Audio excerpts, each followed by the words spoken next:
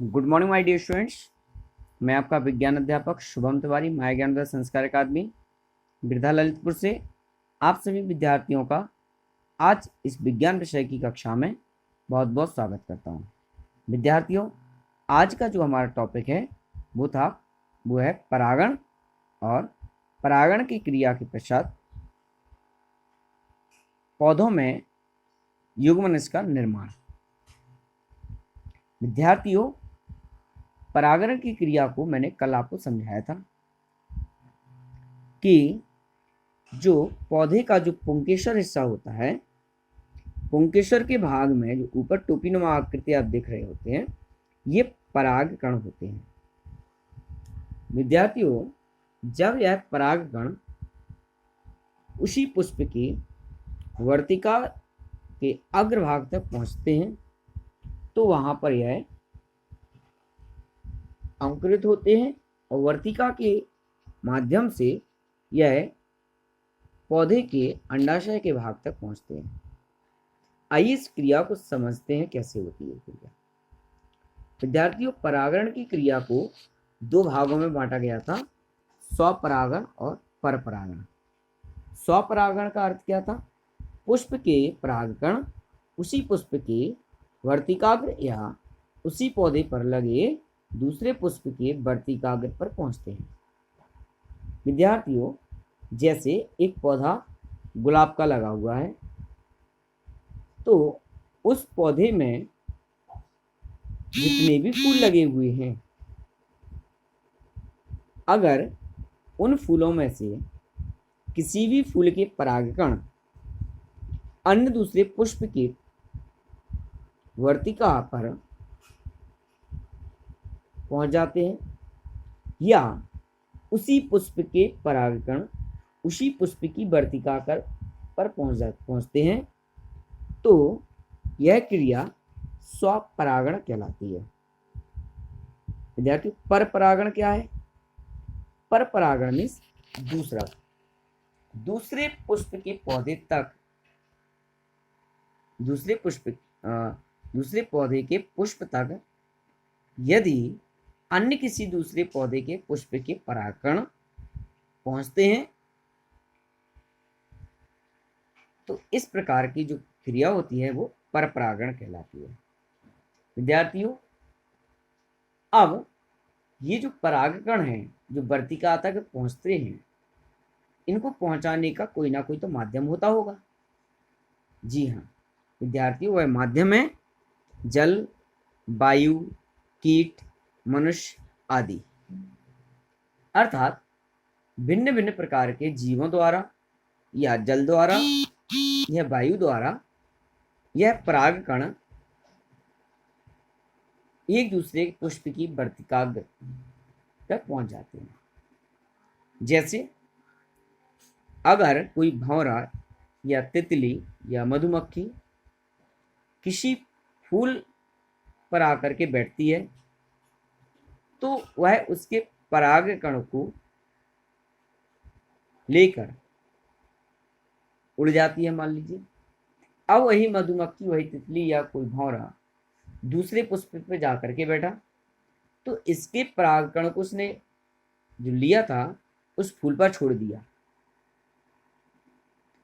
तो इस प्रकार से ये माध्यम होता है कि विभिन्न प्रकार के कीटों, मनुष्यों आदि माध्यम से यह परागकण पुष्प की वर्तिकाग्र तक पहुंच जाते हैं। विद्यार्थियों, वर्तिकाग्र के नम एवं चिपचिपी होने के कारण से वर्तिकाग्र में नमी एवं चिपचिपापन होता है और चिपचिपे होने के कारण से ये वर्तिकाग्र पर परागकण क्या करते हैं? चिपक जाते हैं। चिपक जाने के बाद ये अंकुरित हो जाते हैं वहां पर, जो कि पराग नलिका, जिसको हम वर्तिका कहते हैं, पराग नलिका के माध्यम से वर्तिका से होती हुई अंडाशय तक आ जाती है। अब जब वह अंडाशय तक पहुंच जाते हैं तो मादा युग्मक का अंडाशय में प्रवेश करती हैं। अंडाशय में मादा युग्मक सुरक्षित रहता है और सुरक्षित रहने के बाद जैसे परागकण उस अंडाशय के युग्मक तक पहुंचते हैं तो युग्मक और परागकणों में एक क्रिया होती है जिसको हम निषेचन की क्रिया कहते हैं। निषेचन क्रिया के पश्चात एक युग्मनज का निर्माण होता है, जायगोट जिसे कहते हैं, और इसके बाद युग्मनज का निर्माण होता है जिसे हम भ्रूण भी कहते हैं या जायगोट कहते हैं। फिर अंडाशय तो फल में परिवर्तित हो जाता है और बीजांड बीज के रूप में परिवर्तित हो जाता है।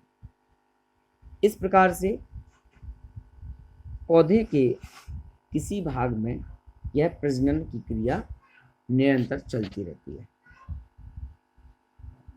विद्यार्थियों, अब यहाँ पर चित्र के माध्यम से इस क्रिया को समझ लीजिए। जैसे आप यहाँ पर दो ये देख रहे हैं चित्र, ये आपका देखिए अंडकोश है, ये आपका युग्मनक का निर्माण हुआ, यहाँ पर ये ब्लैक हिस्सा आप देख रहे हैं। ये जो हिस्सा है ये उभरा हुआ हिस्सा दिखाई दे रहा है, ये ना, ये आपका अंडाशय है, ये पराग नलिका है और ये आपके परागकण है। यहाँ पे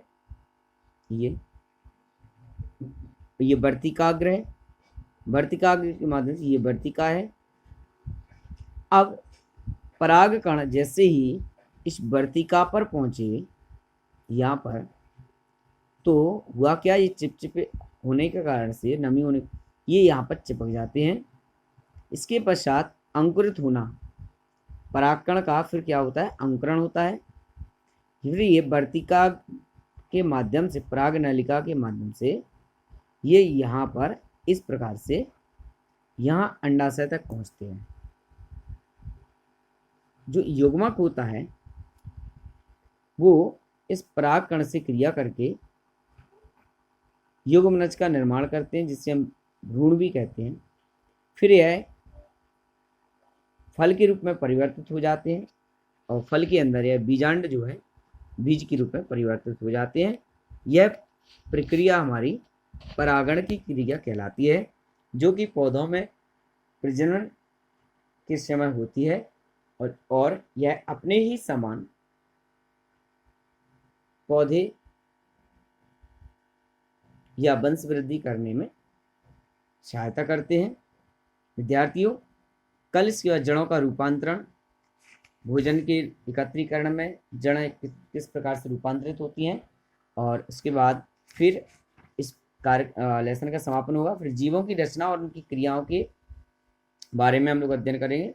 तब तक आप सभी के लिए जुड़ने के लिए बहुत बहुत शुभकामनाएं। Thank you very much.